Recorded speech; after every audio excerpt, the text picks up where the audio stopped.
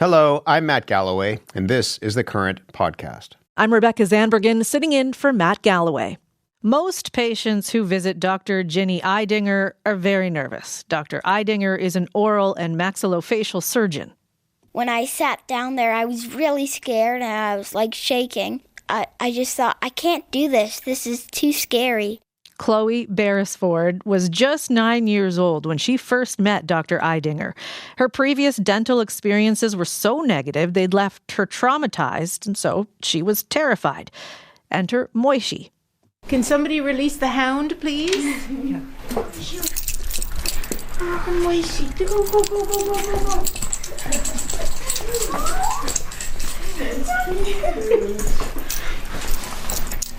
Oh. Moishi jumped up on my lap, and it was really calming, and it made it so much better. Moishi is a light brown, long-haired dachshund. And in 2019, former CBC producer Cate Cochran made a documentary about how Moishi was helping patients of all ages stay calm. And now that tale is one of 30 Canadian stories featured in Cate's new book, How My Dog Saved My Life. And Cate Cochran joins me now in our Toronto studio. Cate, good morning. Good morning. I understand Moishi also jumped up in your lap at a certain point. He did, and it's actually quite kind of emotional to hear Chloe speak again because her story was so moving for me when I was making the documentary. But my encounter with Moishi was when I was having a horrible dental procedure, and Dr. Eidinger said, "You'll be fine, but would you like to have our comfort dog on your lap?" And I'd never heard of such a thing. And so she called him in, and up he jumped on my lap, and this little dachshund sat on my lap for the duration of the procedure. And it was amazing, the impact it had. Why? What did Moishi do? Well, what I know now is that what he was probably doing was a little bit of something called deep pressure therapy. First of all, holding a dog is a calming thing anyway. But in this case, I think because he was where he was on my lap, what he was doing was it has a calming effect on the human nervous system. And so that has, for many of the kids, like the little Chloe, I think I remember her being sort of tilted back. You know how dentists tilt the chair back? Mm-hmm. And she was tiny. And so this dog sitting on her tummy would have been very reassuring for her. And it was. It meant she could go through months of dental therapy that she was terrified of. And it was Moishi and Chloe's experience and your experience with Moishi that you thought, you know what, I want to look more into how dogs are helping people in these profound ways. Tell me about who you met along the way. And these aren't necessarily who you feature in the book, animals who are trained to support people, but still have this effect. Tell us about some of the people you met. Yeah. I mean, the range of dogs and people, by the way, the people's stories are incredibly moving in some cases, and delightful in others. Like for one young woman, Jenna, who was housebound for 3 years because she was so agoraphobic. When she got this dog, PJ, which is a rescue dog from Costa Rica, she began to train PJ, and she had sort of heard about some of the techniques she could use. And she, by training PJ, this beautiful little black and white dog, it allowed her not only to use things like deep pressure therapy, and if people have ever heard of a weighted blanket, that's one of the things it's similar to in sometimes, but it also allowed her to leave the house. And so it's opened her world. And when we did a launch for the book, she was there, which was really very moving to me, too, to have her there, because to know how big her world has become, whereas it could have been a very tragic story.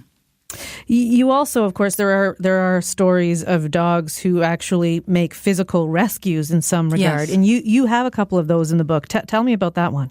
Well, one of them was a fellow named Alan who went out for a walk in a prairie town on a cold night. And he took his 2 Akitas out with him. They normally did walks. He does lots of stuff on his own, but he forgot his backpack that night, and he got his leg caught on a root. He fell in, and his leg went into the mud, and it was like quicksand. It sort of sucked around one leg. He could not get out. And one of his Akitas ran home, but the other Akita, whose name, believe it or not, is Hero, stayed with him, lay on him to keep him warm at night, the first night. And then as Alan struggled the next day to try and get free, the dog came and lay on him again the second night. It was very cold. It was below 0. And he started to hear coyotes nearby.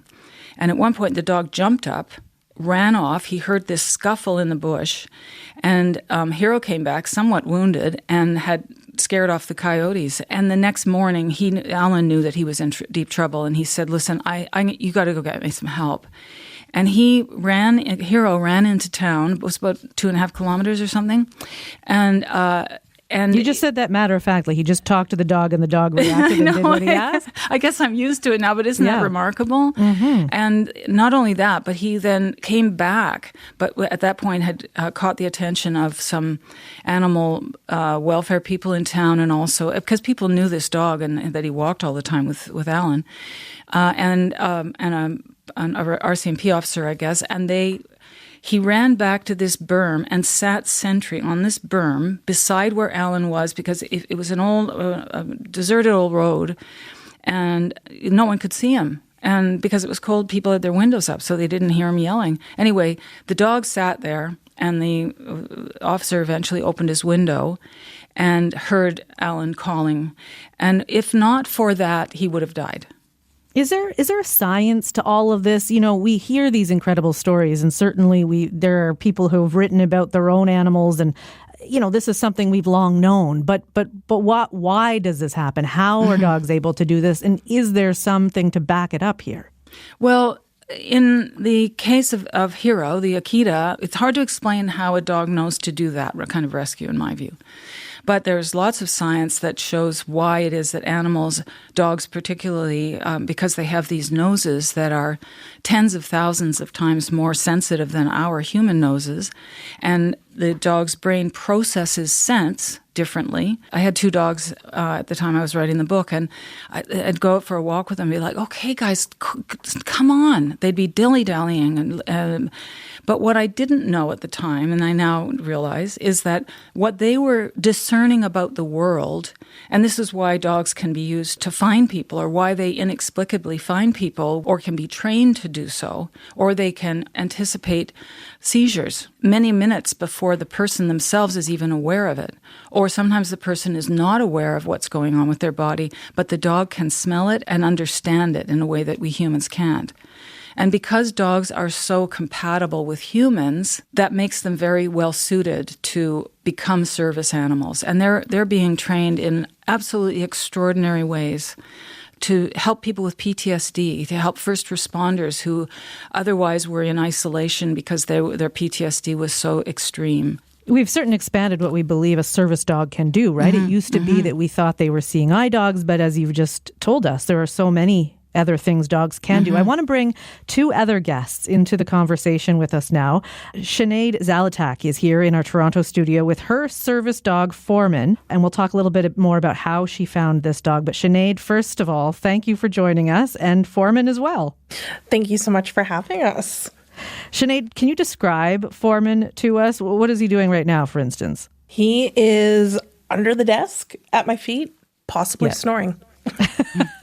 And what kind of dog is he? Foreman is half chocolate lab and half golden retriever. Okay. But he's black. Is he a pretty calm dog? When his vest is on, yes. Yeah. Now, you were born, Sinead, with an extremely rare congenital disorder called Parkes-Weber syndrome. How does Foreman then help you manage your complex health needs? What does he do for you? Foreman does everything from alert me if I have an infection, which he's done before. He alerted me when my home care nurse was actually at my house, and he kept nudging my foot, and we went to the hospital. Turned out I had sepsis. So he can detect things like that. He can detect migraines. He can also detect heart rate and blood pressure fluctuations. But in addition to that, he's also trained as a mobility dog. So he can pick things up for me, carry things, open and close doors. He knows how to do laundry. Really? What do you mean? In regard to the laundry? Yeah. So he can either take it from me and put it in the washer, or he'll take it out of a laundry basket, put it in the washer. He enjoys turning the washer on even. I have to put the soap in. Obviously, he doesn't have thumbs. He can't turn the knob. But he'll do that, and then he takes the laundry out and he'll put it in the dryer. Wow. And you said he can help you detect certain things that are happening in your body. How does he show you that this is happening? Well, a perfect example would be a couple weeks ago, we volunteer at our zoo, and I was talking to a bunch of guests by a window by the gorillas.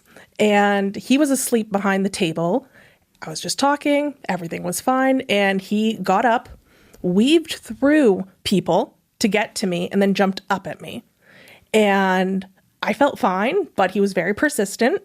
I went and sat down, and my heart rate had gone from 60 beats to 147, basically doing nothing. Wow. Cate, do we know why? Like, how would he be able to know that part of it? I think, well, the Sinead will know also, but I think it's that he is sense because, let's say Sinead was in a stressful situation and she released cortisol. He can smell that through her skin and breath.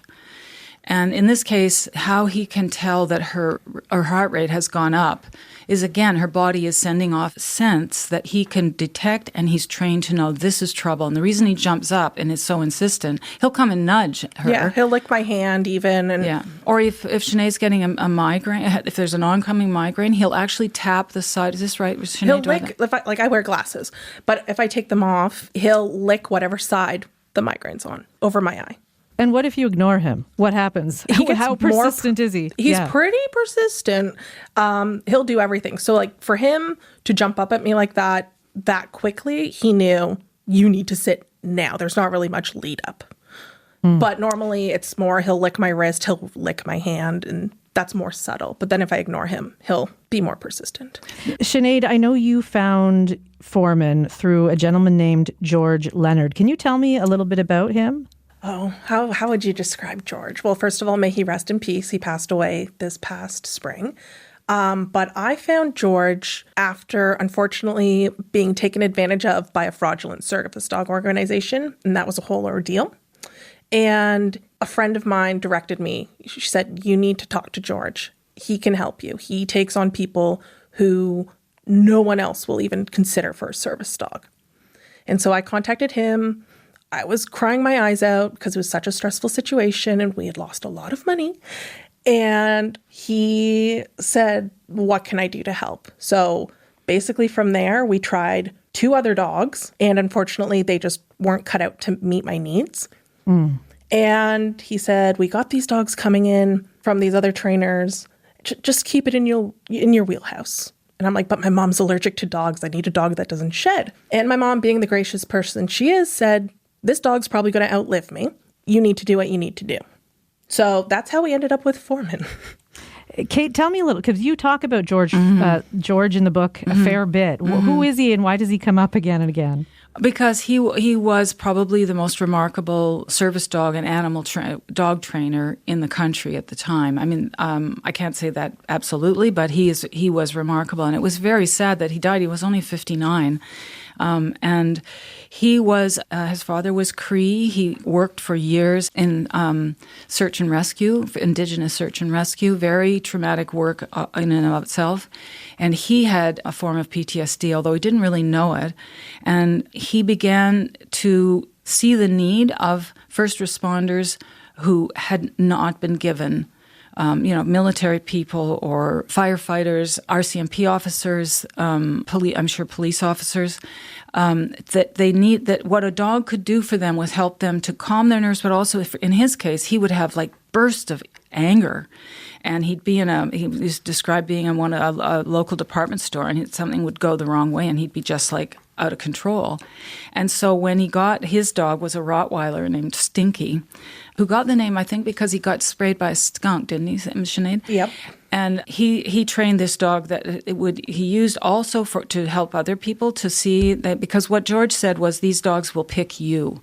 And other people have told me the same thing. There's a deaf man in the book who was incredibly isolated, and when he was presented with a dog, he was to sit still, and the dog that became his dog sat down beside him and chose him. So George saw all of that, but he also knew how to train dogs with very sophisticated abilities. And there are several people in the book that were people whose lives were saved. There's one young woman whose tics were so extreme that she would have seizures. George was an extraordinary guy, and he died just before the book came out, and I think he kind of thought this book was his and my book together because he helped me. But he was a really remarkable guy. You know, another story featured in the book is Alex Bulmers. Alex is a theater artist, traveled all over the world with her seeing eye dog, Zeus. Here she is describing the moment she and Zeus first met. He came running through the front door. He ran over to me. He stood on his head and fell over. And I just thought, yes, this is the dog for me. Zeus had the most remarkable balance and combination of sensitivity and mischievousness. And his sensitivity really showed in his first year working as a guide, because when he was guiding me, he couldn't go out unless he had a squeaky cow in his mouth that mooed. So we were often found in shops and restaurants mooing. What I realized people don't recognize is that they're dogs. You know, yes, they're guide dogs, but they're dogs, so they're not robots. Sinead, when you hear that, what does that bring up for you? I completely agree with Alex on that. And, you know, at the end of the day, like Alex said, they are dogs. You know, as much as he helps me, I'm his guardian. And in all honesty, he comes first. You know, I don't go to the bathroom in the morning before letting him out first. You know, he gives so much to me. It's the least I can do is put him first for everything. And, you know, there are moments where temptation sets in. And at the end of the day, they're dogs, no matter how well they are trained. I mean, he got into a bag of dog treats, didn't he, once? And when you were at the hospital and he ate his treats? They are dogs. They are. They also are, I mean, as Sinead said. He just grumbled under the table. He's like, don't call me out like this. You know, when Zeus retired in 2018, Alex told us she was not emotionally prepared, as you can imagine. Have a listen. I felt like I lost a part of myself. You can hear in my voice, I'm still emotional about it. I missed him. It took me a long time to kind of gather a sense of self, because I had gone, you know, for 10 years everywhere with him. And then Zeus passed away. And in some ways, I think it helped me enter a relationship with this new beautiful animal I have. It's a particularly profound kind of pain to lose your guide dog. Sinead, do you worry about that when the time comes? I do. Foreman's now 7. And especially now with George not being here, I often think, what do I do? What do I do? Foreman has saved my life so many times now. I know for a fact I would not be alive if I didn't have him. And even if I am to get a new dog, is it going to be able to do everything he can do? Because while a lot of it's training, a lot of it is bond, and that terrifies me. Cate, how is Alex doing now? Oh, you know, her new dog, Brody, whom I adore, is he's a wonderful dog. But, you know, when he first arrived, she lives in a very busy part of the west end of Toronto, and they had to learn together, and it was a long process to manage the city. And they've done it, like watching them go through that learning process. And of course, now Alex is working in the UK because she's a theater artist who travels all over the place. And he manages, he manages being on the airplane, cramped up underneath her legs on the aircraft. But it is like, Alex tells this story about how she lives near High Park, which is about a 400-acre park in West End Toronto. And when she moved there, everybody said, oh, it's so great. You're living near the park. You're so lucky. But for Alex, because she didn't have a dog at that moment, she couldn't actually go in unless one of us walked in with her. She was not able to use the park. And when she got Brody, she describes the first time she and Brody took a walk into High Park on their own. And suddenly the park was hers and his, but hers. And again, it's a thing where you realize, like, she's using the subway on her own. She now has an app where she can get off the subway and the app will direct them to where they need to get to. So, and, you know, there are people also whose dogs have rescued them from having a stroke, dogs that weren't even trained to do so. So Alex is one of a collection of people who have these remarkable animals. Sinead, how has your world opened up because of Foreman? You know, saving your life, yes, but also sort of opening up a part of your world that wasn't accessible before. It's opened it up in so many ways. I can drive now. We never thought I'd be able to drive. I have a job. I volunteer. I can go out in public and not be afraid, oh, I'm going to bleed to death and not know about it, or I'm going to pass out and fall into the road. And that's because of Foreman. And I have a lot of anxiety and stuff. And he is kind of that bridge to being able to interact with other people. Mm.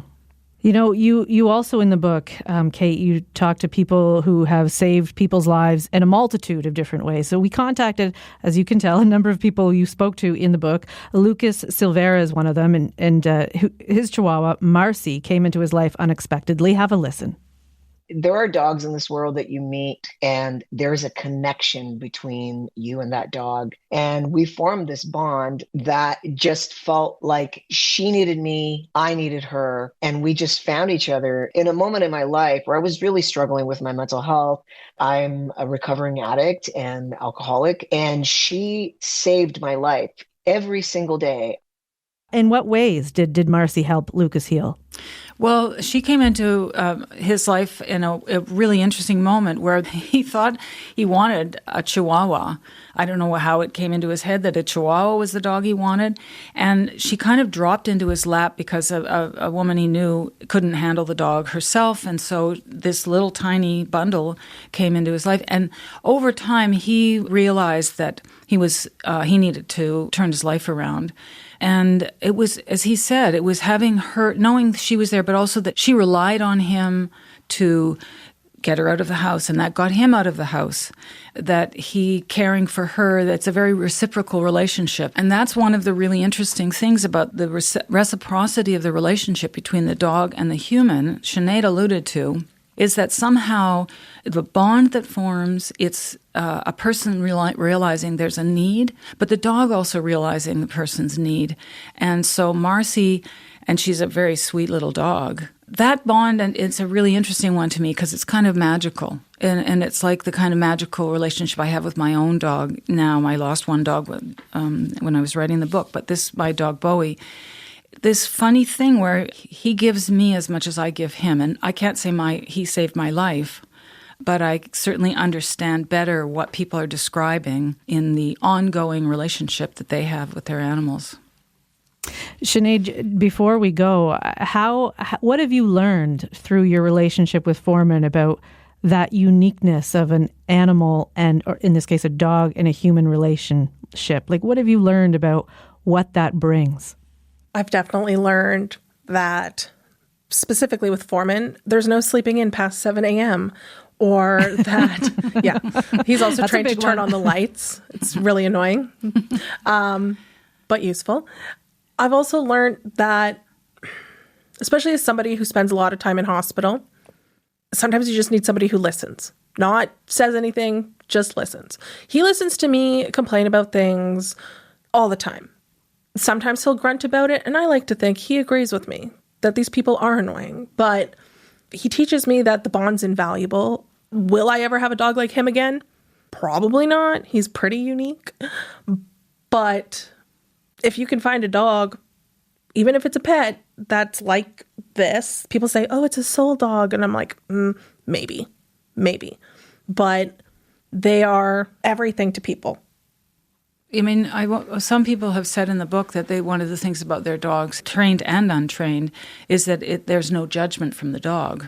Dogs just love us no matter what. And I think that no judgment part also is very helpful for people that might face, like, Jenna, for instance. We talk about Jenna, but that